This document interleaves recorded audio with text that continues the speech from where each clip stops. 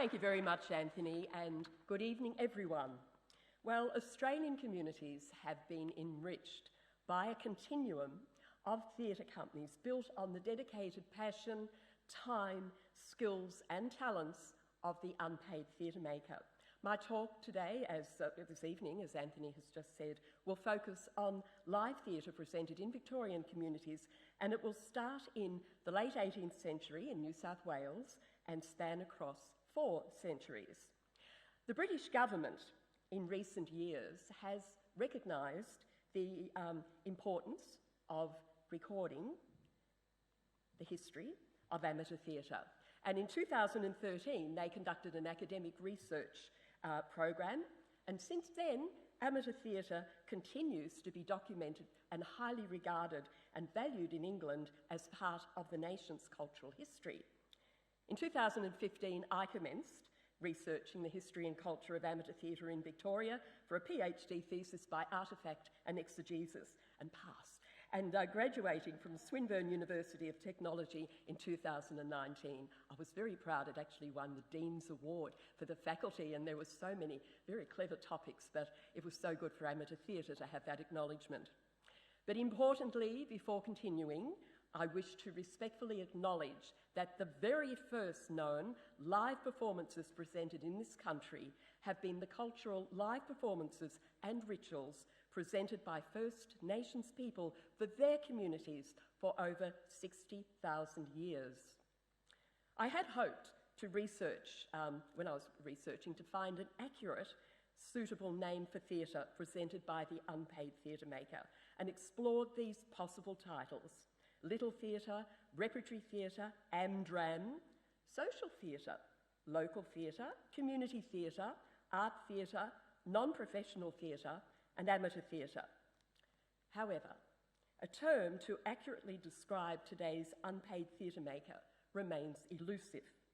The term community theatre is great, and I actually started off naming my thesis community theatre because I hate the word amateur. But a lady stood up in a talk I was giving and said, "No, I'm a community arts practitioner who gets paid to work in the community with a show with people in the community about that community. You're talking about amateur theatre." So the name had to be officially changed. So community theatre can't be used. Non-professional is apt, but it sort of implies that maybe the show is not up to professional standard, and as we know, that's not always a correct description of today's high-standard amateur shows. So reluctantly, but to ensure accuracy, the term amateur was used for my PhD thesis and the book In the Name of Theatre, which Anthony was just mentioning. So it conforms with historical use over past centuries to describe the unpaid theatre maker. And many here this evening will know, obviously, the benefits of attending and participating in local theatre shows. For the audience, parking is always usually easy. The tickets aren't too expensive. You might see plays or musicals that the commercial or professional theatre companies have not put on. And of course, there's a great community atmosphere. The word amateur is derived from the Latin word amatorum, meaning for love. And love is why volunteers in all fields do what they do to offer their time and skills for various causes. 4 years ago, when preparing to publish the book In the Name of Theatre, based on the thesis, there were 148 active musical and non-musical theatre companies operating in regional and urban Victoria. That was just pre-pandemic. But I think most companies, certainly the larger ones, are back on track now and up and running, which is really terrific. There is something special about live performance. It's been enjoyed by human beings throughout the ages, whether as a participant or as a spectator. And every person here this evening will have their own memory of when they first saw a live performance, whether it was a school play, a kindergarten play, going into town to see a pantomime, a local theatre production, or show and tell at school. American theatre academic Professor Jill Dolan sums up live performance in her book Utopia in Performance. Live performance provides a place where people come together, embodied and passionate, to share experiences of meaning, making and imagination that describe or capture fleeting intimations of a better world. Well, maybe not always better, maybe a different world, but it was lovely of Professor Dolan to give permission for me to use her quote in my presentations. It's fun escapism to be somebody else temporarily and to entertain, or to be entertained and be temporarily transported elsewhere as a spectator. And the escapist phenomenon of live performance and perhaps seeking fleeting intimations of a better world would have been sought by convicts sailing to their unknown new land. It was recorded by Seaman John Eastie in his journal that convicts presented plays on board the ship the Scarborough in 1788 before landing in Botany Bay. 1 year later, the first recorded amateur theatrical production in Australia was George Farquhar's The Recruiting Officer, presented in 1789 to celebrate King George III's birthday. And this production inspired Thomas Keneally's novel The Playmaker, and published in 1987, and Timberlake Wertenbaker's 1991 play Our Country's Good. The novel and play suggest the officers initiated and led the staging of the Recruiting Officer production. However, later research by historian Robert Jordan in the convict theatres of early Australia led him to believe that the theatre in that era was mostly motivated by the convicts themselves, who were in many cases literate and skilled. The play Our Country's Good continues to be staged, and this production in Gippsland was presented by the Lee and Gaffer Lyric Theatre Company. This 1796 playbill for Jane Shaw, presented at Australia's first regular theatre called the Theatre Sydney, is regarded as the earliest playbill presented in Australia. The Theatre Sydney was introduced in 1796 by ex-convict Robert Sidaway in Bell Row, which is now Bligh Street, Sydney, and he used convict actors. And this is a playbill for a new performance of The Recruiting Officer on the 8th of March 1800 at the Theatre Sydney. But authorities eventually had to close the theatre down because of its adverse influence on law and order. Apparently the convicts were pickpocketing the pockets of the patrons and robbing their houses, and that didn't go down too well. So there was a bit of a lull in theatre in Sydney for quite a few years. There's another one here too, I think. In late 1832, this was the first professional show. It was introduced by merchant Barnett Levy after obtaining a licence from Governor Richard Burke to open the Theatre Royal inside the Royal Hotel, George Street, Sydney. And these performances were initially described as amateur because the amateurs were so respectable. They did it as a hobby. They were known as Mr. and Mrs. This playbill is for the nautical melodrama Black-Eyed Susan, presented in 1832. And convicts also wrote their own plays and novels. James Tucker's three-act comedy Jemmy Green in Australia, written in Parramatta in 1840, was broadcast on the ABC in 1987. This is a facsimile of the original title page of one of convict James Tucker's novels, said to be written in 1844, Ralph Rashley, or The Life of an Exile in Australia, 1825 to 1844. It's actually Tucker's biographical novel, written under a pen name. The handwritten manuscript of the novel was discovered in Sydney at an art show in 1920 and first published in 1929, and it says that the amateur theatrical productions presented by convicts, they're described as providing escapism for the convicts from the horrors of their camp. I believe it's important to record Victorian amateur theatre starting from the arrival of Europeans in Australia because the cultural influences of the Irish and the English and other works would have permeated through to influence amateur theatre in Victoria when it commenced in the mid-19th century. At last, Melbourne had its first live theatre, and there's nothing there, is there? What happened? Did that come up? There we go. At last, Melbourne had its first live theatre, opened in Burke Street in 1842. The Pavilion, later known as the Theatre Royal, and at that time, live theatre was associated with public houses, so you could see the Eagle Tavern is next door to the Pavilion. The Rickety Theatre measured 65 feet by 35 feet. It swayed when it was windy, and the leaky roof required patrons to use umbrellas. Amateur actors were invited to perform in this theatre's opening for a hospital fundraiser because the Colonial Office in Sydney didn't want the professional performers performing because they had a rowdy following. For some reason, the bawdy behaved people followed the professionals, but the upper crust, very elegant sort of amateur actors were regarded in high esteem.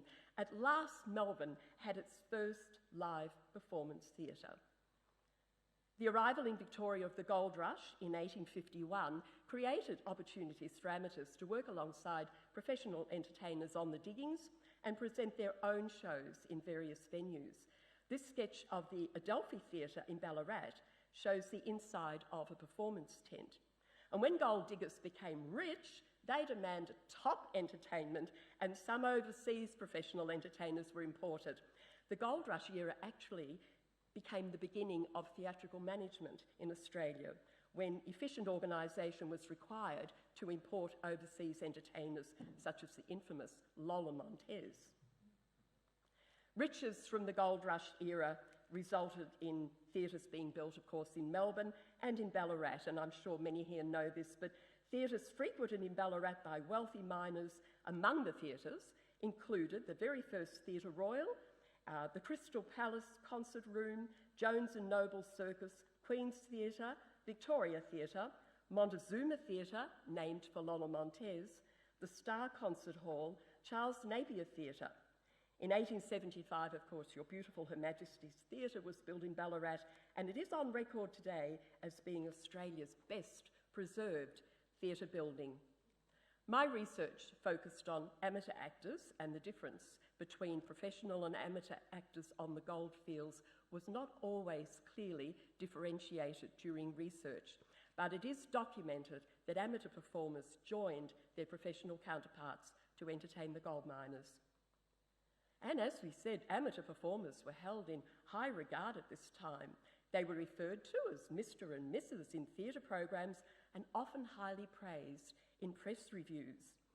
Archived press reviews are marvellous when you're researching. They reflect the social and cultural history of the time and are an invaluable research source.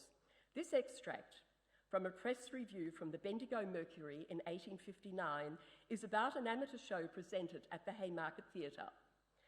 The amateurs always draw, and the object of their performance last night, being for the benefit of the Benevolent Asylum, was a sure card. At all events, the ladies are the best judges, and we heard the flattering term, "those dear amateurs," way often applied during the evening. Well, those dear amateurs could be regarded as condescending, but historian Leslie Reeves, he says the amateur actors were highly regarded and respected at that time. During the 19th century, theatre companies formed across Victoria, mostly donating their ticket proceeds to charities. Garrick clubs were formed by literary-loving gentlemen, and Melbourne's exclusive Garrick Club formed in 1855. This program is from the Melbourne Garrick Club's Richard III, presented on the 29th of September 1859 under the patronage of His Excellence Sir Henry Berkeley, KCB. But people from all walks of life were forming theatre companies in Victorian towns and cities. An advertisement for the Bairnsdale Courier newspaper advertises the Bairnsdale Amateur Dramatic Club's performance of The Area Bell in August 1874. Presented in the schoolroom in aid of the Piano Fund, the instructions on the bottom include horses' heads to the east, dogs not admitted, front seats 3 shillings, back seats 2 shillings, and infants 5 guineas. In other words, leave your screaming kids at home. Minstrelsy and vaudeville entertainment were also popular in Australia from 1850 through to 1930, although they were viewed as the poor cousins of legitimate drama and literature. Based on the minstrel shows in America, their variety concerts featured performers with blackened faces. Well, such racist overtone would be unacceptable today. But at the time, amateur minstrel groups performed in towns across regional Victoria and raised great money for charitable causes. During the 19th century in Victoria, the choice of performance venues for amateur theatre groups included public halls, church halls, or mechanics institutes. The Melbourne Mechanics Institution at 188 Collins Street, Melbourne, which we know today as the Athenaeum Theatre, was Victoria's first mechanics institute, established in 1839. And more mechanics institutes were established in Victoria than any other English-speaking territory, in a movement that was active for over a century in more than 1,000 Victorian towns and suburbs. There's a great book, which many of you might have read, These Walls Speak Volumes, written by Pamela Bruagnath and Ken James, and that contains stories on more than 1,000 mechanics institutes in Victoria. And some of the 200 mechanics institutes or their buildings heritage listed in Victoria today have been refurbished as modern-day performance venues. Among these are the Melbourne, Brunswick, Williamstown, Camperdown, Warrandyte, Ballarat, Lilydale and Frankston Mechanics Institutes. And residing in the atmospheric, beautifully renovated former Lilydale Mechanics Institute is the Lilydale Athenaeum Theatre Company. This photograph was taken in 1949, and today the Lilydale Athenaeum Theatre is a rich, splendid tribute to its historic past. And family connections are strong in theatre, as no doubt participants in amateur and local theatre here will know. And director Alan Burrows and his wife Christine are modern-day theatre practitioners, following on from Alan's late parents, Harold and Doreen Burrows. And as a fitting tribute to Harold and Doreen's wonderful contribution, the beautifully appointed foyer in the Lilydale Athenaeum Theatre is named the Harold Burrows Foyer. But returning now to the second half of the 19th century, local writers were challenged by a preference for imported works to be used for performance. As the new century arrived, there was a sense of optimism and hope felt by most Australians. The 1890s, depression was over, and there was a growing national consciousness, and that strengthened determination to establish a unique Australian identity. At the same time, amateur theatre companies were frequently forming in regional and metropolitan areas, which suggested an increased importance placed on theatrical activity with its associated cultural and social benefits to communities. However, while professional and amateur theatre was thriving, not all Australians were happy with the social and cultural direction taken by their new nation. This included in particular writer Louis Esson and his colleagues such as Vance Palmer. They wished to further the attempts of 19th century local writers to establish an Australian national culture through written works. And amateur actors played a really important role here in helping to establish an Australian drama, because using amateur actors was often the only way that the writers could have their works performed.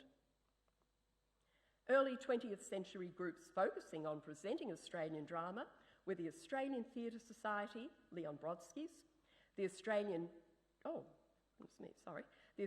Drama Nights, that was presented by William Moore, and the Melbourne Repertory Theatre Company, led by Gregan McMahon. And it was a significant event in Victorian amateur theatre when Sydney professional actor and director Gregan McMahon arrived in Melbourne to work with amateur actors in his Melbourne Repertory Theatre Company. His actors were well trained, and this company operated successfully from 1911 to 1918, presenting modern English and European drama and 13 Australian plays that had been rejected by professional theatre. And members of Melbourne's elite loved Gregan McMahon, and they would dress in their refinery, and they could be seen on McMahon's opening nights in the foyer looking splendid. And McMahon's formidable reputation even led Irish playwright George Bernard Shaw to remark, "My impressions of Australia are sheep and Gregan McMahon." Now, amateur actors were in demand to workshop and perform unknown Australian plays, and the Bulletin editor Arthur Adams advised Australian dramatists to get your plays produced. Failing the managers, get it done by amateurs. Louis Esson was by now regarded as the unofficial leader of Melbourne's playwrights. He was unhappy with the direction of Australia's national identity and creative spirit, and negatively viewed the growing social importance of the suburban home, which he believed was threatening to stifle the creative spirit. When World War I started in 1914, Essen was rejected for service on medical grounds and went to live overseas. Now, during World War I, amateur performers joined professional performers to entertain in concert parties, and many groups still continued presenting their shows and donating their takings to the war effort. World War I troops stationed at various military camps and hostels situated around Victoria would have looked forward immensely to visits from Salvation Army entertainers. Volunteer members of the Salvation Army Local Corps would entertain with music, comedy, sketches and song, and visit the troops stationed in hostels or camps near their areas. This is the Broadmeadows Army Camp, and the photo is courtesy of the Salvation Army Museum.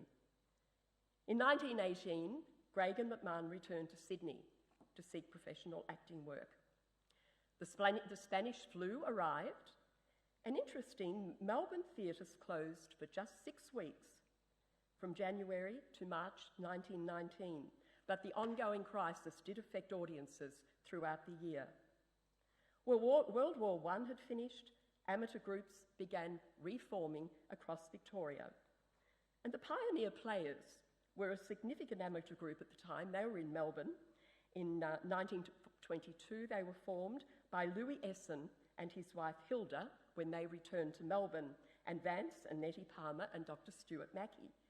They presented Australian plays at Melbourne venues using amateur actors.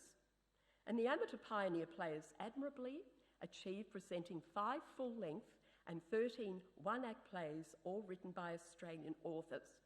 But around this time, the public image of the amateur actor seems to have declined.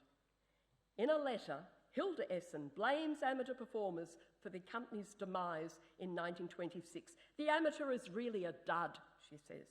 He rehearses the least possible amount, he gets his effects in the cheapest way, and thinks only of his own little success. Greig and McMahon returned from Sydney at the same time to restart his theatre company, and it's surprising that he, who'd been such a good supporter of the amateur actor, he married an amateur actor as well, he was becoming frustrated with their dilettantism, exhibitionism, and sloppy discipline.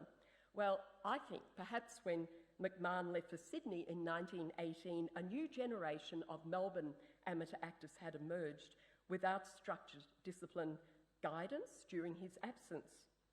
McMahon said in a newspaper interview, "Repertory is dead.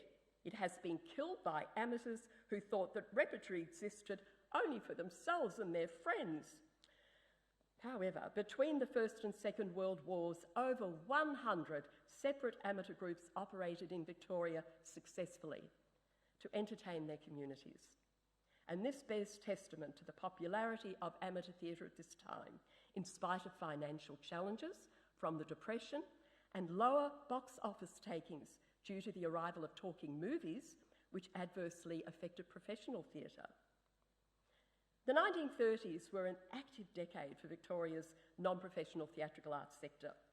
Workplace theatre had started in the late 19th century and resumed popularity. The Melbourne Workers' Theatre and New Theatre introduced political theatre and gave opportunity to Aboriginal performers. Melbourne University Theatre was established. Brett Randall and Hal Percy formed the Melbourne Little Theatre movement, which would eventually become professional, and the 1930s saw Miss Gertrude Johnson establish the National Theatre movement, which also stoically continued during the war, generously donating profits to the Red Cross and Australian Comforts Fund. As with the Little Theatre, over time, the National Theatre Melbourne transitioned to operate professionally. It had provided wonderful opportunities for performers in a hybrid of theatrical genres. Frank Van Straten AM's book, National Treasure, the story of Gertrude Johnson and the National Theatre, is a great source to learn more about the story of the National Theatre. 5 theatre companies formed in the 1930s are still continuing today. They are the Gilbert and Sullivan Society, Geelong Repertory Theatre, the Ballarat National Theatre, the Hartwell Players, and the 1812 Theatre. A great achievement by these companies to still be operating. And this is the foyer of the Woodbine Theatre in West Geelong. formed in 1932, and it is regarded as Victoria's longest-running amateur theatre company. The Hartwell Players are Melbourne's longest-running theatre company, formed in 1938. During World War II, amateur performers once again joined their professional counterparts to entertain the troops. And while some amateur theatre groups closed, others continued to donate funds to war charities. A spectacular performance of Hiawatha involving almost 1,000 amateur and professional performers had been planned for months prior to the commencement of World War II, and the organisers, the Melbourne City Council, were unaware, of course, that World War II would commence before the scheduled opening night.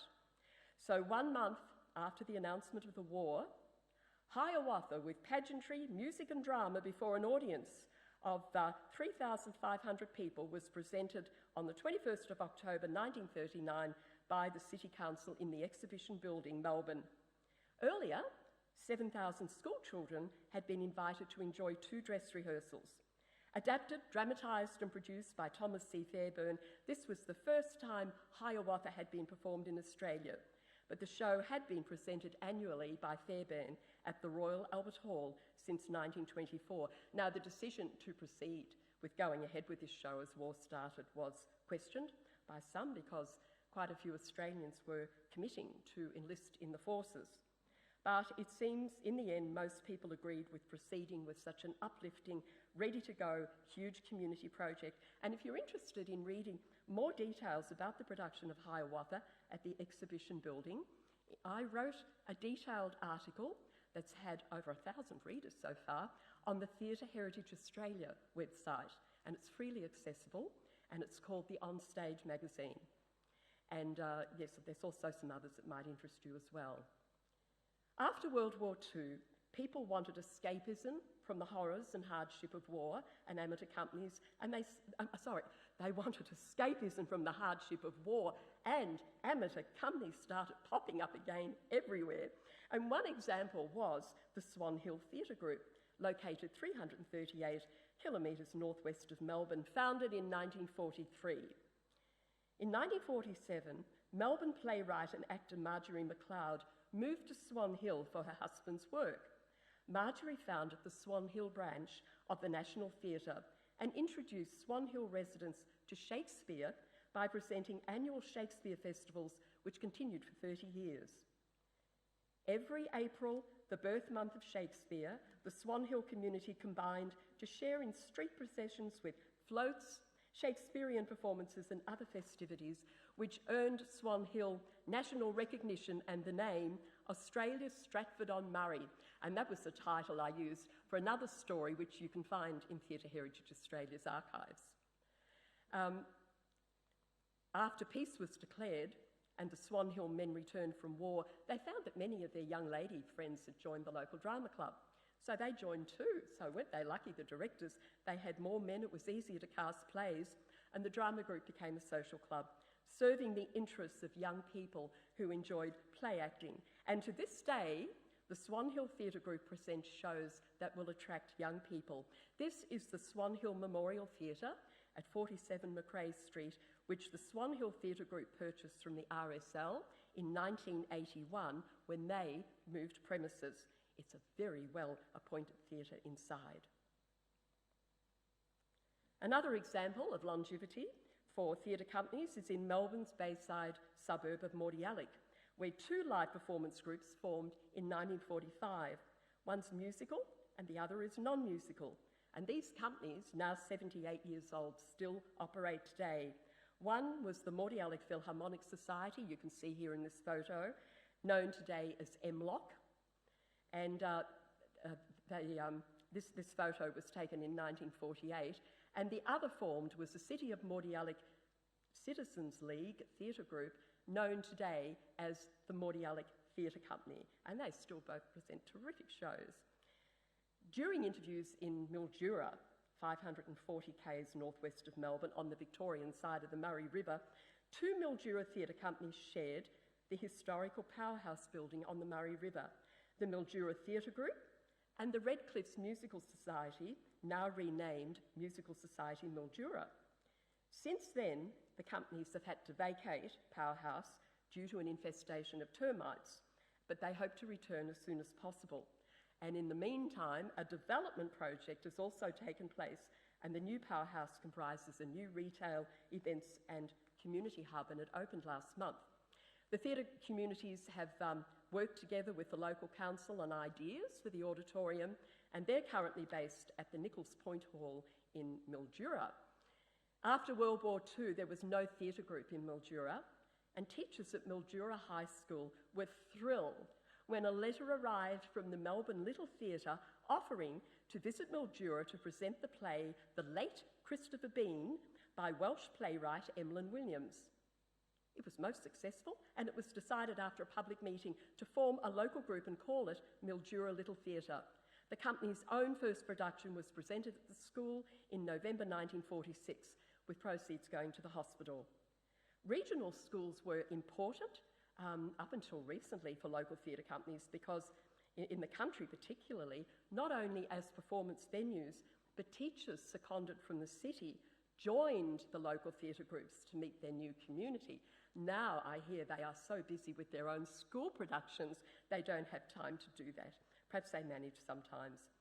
Both theatre groups at the time of my interview divided the Powerhouse space for club rooms, rehearsals, props and scenery, storage.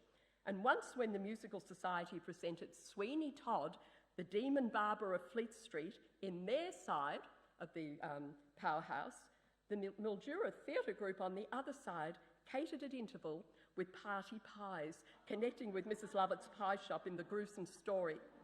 Separated by high stacks of props and furniture, the smell was timed to waft over the high stacks towards the audience at the right moment in the script. The harmony between the theatre groups was most impressive. One lady talking about her theatre company said, "They are my family."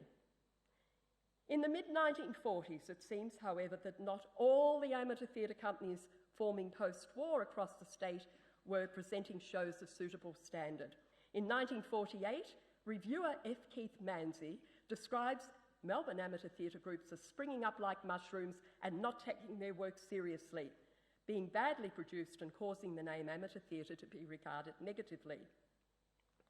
That was probably the minority, but the formation of two key organisations would help provide support and structural guidance.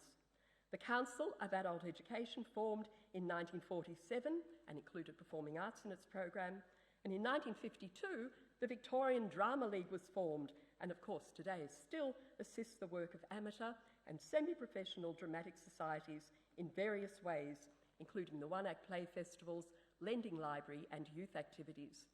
At last, amateur theatre had a dedicated, overarching support organisation, and as a result of the great work of these two organisations, the 1950s was a great growth decade for amateur theatre. Excuse me. I'd like to mention the Arrow Theatre, located at 3 Armstrong Street in Middle Park, Melbourne. Originally a cinema, today it's a cultural community centre with a plaque on the outside wall paying tribute to when it was the Arrow Theatre in the mid-1940s. Lorna Forbes and Sid Turnbull formed the Middle Park Repertory Theatre. They decided to present Hell's Bells, written by one of Lorna's voice students, Ray Lawler. But they needed to cast the role of Henry VIII. Someone suggested 19-year-old Frank Thring looked like Henry VIII, but he'd never been on stage. The play was successful and later transferred to the National Theatre with almost the same cast. Frank Thring, of course, eventually became a well-known actor in stage, film and television.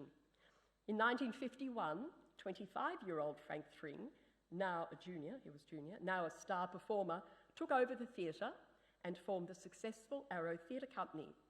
2 years later, it closed due to financial loss, maybe from lack of public support because it was a little bit out of town, but also John Sumner formed the Union Repertory Theatre Company, later to become the Melbourne Theatre Company, in 1953 at the University of Melbourne, and he offered paid work to amateur actors from groups such as the Arrow Theatre Company. This was a wonderful vision of Sumner's to give the opportunity to the amateur actors and utilise their skills, and several went on to achieve fame at home and abroad, including Zoe Caldwell, Maura Carlton, Alex Scott and Irene Mitchell. And there's a story about the Yarrow Theatre and the Theatre Heritage Australia's archives as well. Now I'm going to skip the next one. I was going to tell you about Beaumaris Theatre. They formed in 1953. I've actually written their Christmas show this year for their 70th anniversary, and they are going well. And Strathmore, oh well, that's Beaumaris Theatre today, and the Strathmore Community Theatre presented by STAG, Strathmore Theatrical Arts Group. I've been reviewing for just over 18 years now for the Melbourne Observer, and some of the best shows I've seen have been in small theatres, and one of them particularly was in this theatre. Now, a little closer to Ballarat is the Creswick Theatre Company, formed in 1981 when some locals staged Oliver at the Creswick Town Hall. And it's great to see that company doing so well. It's great also to see Rachel Buckley here tonight, who formed the Dunolly Theatre Company. And the interesting thing about Rachel's story is Rachel moved to Dunolly from Melbourne in 2011. She purchased an 1862 Cobb & Co Heritage Hotel and formed a theatre company, rehearsing in her downstairs lounge area and performing Gilbert and Sullivan at the Town Hall or in the courthouse. The all-inclusive nature of Rachel's shows meant locals who'd never been on stage or sung before took part in their first performance of Trial by Jury, and they learned it in such a short time. Until COVID, a Gilbert and Sullivan festival was held successfully every Queen's Birthday long weekend. And the character, a popular character of Dunolly's Queen Victoria, was created by Rachel.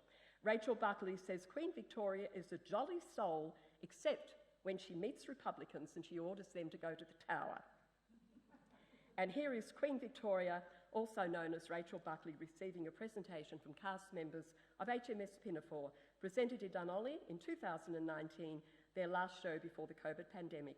The photo is courtesy of Rachel Buckley, who continues to present entertainment in Dunolly by inviting groups from Melbourne to entertain the town. The Ballarat National Theatre has a wonderful history, and arts-loving Ballarat residents must have been delighted when a branch of the National Theatre formed here in 1938, 2 years after Gertrude Johnson had established the National Theatre movement. The plan was for the Ballarat National Theatre to be the first of a network of companies established throughout Australia. Unfortunately, World War II interrupted further growth. The company's first production, The Barretts of Wimpole Street, was presented by visiting Melbourne players at the Alfred Hall, and the company debuted with its own cast and crew in 1939 to present Smilin' Through, directed by William Carr. And during World War II, the Ballarat National Theatre assisted the war effort by donating takings from shows staged in Ballarat and nearby towns. And war conditions prevented the branch from continuing with full-scale activities, but they did tour the one-act play World Without Men to various camps to entertain troops. In 1944, there was a revival. There were play readings and entertainment provided for the servicemen in hospitals, and even Tyrone Guthrie, British director Tyrone Guthrie, a guest of the then Premier of Victoria, Thomas Holloway, attended a rehearsal of the company's production, A Quiet Weekend, presented at the Alfred Hall, and he praised the company's work to the Ballarat Courier. He said, "I think the amateurs are doing a fine job of work in Australia, keeping the theatre alive, arousing interest," and so on. He was obviously impressed. And this is the, as you would know, the former Ballarat Supreme Courthouse. The company had their residence in Camp Street, which became known as the Little Theatre. 35 years later, they had to move out. And in 1988, the Federation University of Australia bought the old courthouse at the School of Mines in Ballarat, which was converted into a performing arts venue with funds contributed by the National Theatre. And today, the Ballarat National Theatre is one of the few surviving theatres in the original National Theatre movement and operates successfully, presenting plays alongside the two other major local theatre companies which present the musical, we're going to talk about them in a moment, the musical productions, and a little promotion for their next show, Shakespeare's Caesar, being presented by the Ballarat National Theatre from November the 25th to December the 3rd at the Brown Hill Public Hall. A Ballarat major musical theatre company is Block Musical Theatre, which originated in 1957 after a performance of the operetta In Waltz Time, presented by the Dawson Street Baptist Church at the newly opened Ballarat Civic Hall. At the second show, a year later, the wording in the program for Blossom Time read, "The Ballarat Light Opera Company presents for your approval," and the name had changed. In 1962, the company debuted with Oklahoma at Her Majesty's Theatre and still performs there today. In 1977, they purchased premises in Peel Street, and during the 80s went from strength to strength, and they've won so many Music Theatre Guild awards. The company name changed in 2008 to Block Music Theatre, and the company continues to present 2 musicals annually, a major show and a junior production. And for over 63 years, Block Music Theatre has staged over 112 productions. And the second major musical theatre company in Ballarat, the Ballarat Lyric Theatre Incorporated, was established in 1963 by members who split from their first group to focus on staging straight musicals as opposed to Block's light operatic style of shows which they were presenting at that time. And similar to other new companies, Ballarat Lyric Theatre first presented a Gilbert and Sullivan operetta, HMS Pinafore, because G&S shows came into the public domain in 1960 and were licence-free. These days, Ballarat Lyric Theatre aims to present a broad spectrum of shows, and Beverly Horwood OAM, who was interviewed for my thesis, has an amicable arrangement, said Ballarat Lyric Theatre has an amicable arrangement with other local companies, interchanging with lighting, makeup and cast members, just like they do in Mildura. It's just so lovely to see that harmony. And an example of amateur theatre providing grounding for a professional theatre is Beverly's son, Craig Revel Horwood, who started performing in shows with Ballarat Lyric Theatre in 1980. Craig has enjoyed a highly successful professional career here and overseas in many genres, director, dancer, choreographer and judge, including our Dancing with the Stars. And he is now patron of the Ballarat Lyric Theatre. And Beverly joined the company when her son joined, and of course she's been there ever since. And Ballarat Lyric Theatre's next show will be Annie, presented at the Civic Hall next February and March. Jason Muller, president of Block Music Theatre, is part of a generational family involvement with the company, and Jason shared his views on theatre in communities. You see it all over Australia and the world. Community theatre brings people of all walks of life together to work on a project. It combines these groups of people who would never have otherwise met. People who would never have thought to become involved in musical theatre may help out because their kids are involved and then continue to volunteer well beyond their children's involvement. The volunteerism and a sense of belonging is significant to the transformative benefit of this theatrical arts sector in strengthening communities. And of course, the Music Theatre Guild formed in 1986, and they present their 36th annual Bruce Awards in Geelong this time in December, but Ballarat has hosted many of those performances with the awards nights. Now, I think we're just running out of time, so there are some wonderful transformative benefits of amateur theatre for those involved and for the audiences, but I'll just move on now to the, oh yes, if you want to read my thesis, it's freely available on the Swinburne site in the University Research Bank, named Amatorum, to get away from that word amateur, then the history and culture of amateur theatre in Victoria. The future. It's not possible today to mention all of Victoria's amateur theatre companies, past or present, and stories about 130 operating companies can be found in the book In the Name of Theatre, The History, Culture and Voices of Amateur Theatre in Victoria. It's available from the Royal Historical Society bookshop for $45, and all the profit goes to the Victorian Drama League and the Music Theatre Guild of Victoria. All 148 companies who were operating at the time of publishing the book are acknowledged, some briefly, because they didn't send stories. Now, theatre companies may close for various reasons, but the cycle suggests that they will be replaced by others.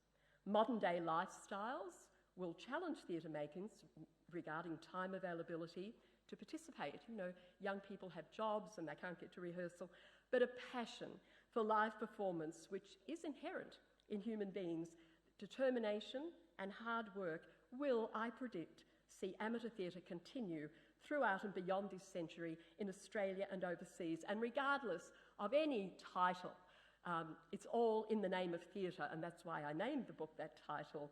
In the 1964 survey, Harold Bagent from the Council of Adult Education wrote about amateur theatre. The amateur theatre should be the backbone of the theatre in any country. From its ranks come many of the finest professional actors and performers and producers. It provides dramatic fare in the remotest villages. It makes the general public theatre conscious.